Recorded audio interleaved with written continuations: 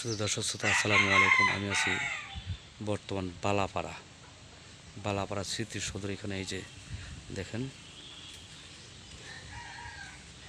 দেখা যাচ্ছে এই যে ৭১-এর মহান স্বাধীনতা যুদ্ধে পশ্চিম পাকিস্তানি হানাদার বাহিনী ও তাদের দোসর রাজাকার আলবদর বাহিনী নির্মম নির্যাতনের এবং গণহত্যার শহীদ হয়েছেন মির্জাগঞ্জ বৌদ্ধভূমি টোমার নীলফামারী। এখানে আছি, শহীদ আজিম উদ্দিন রোহ।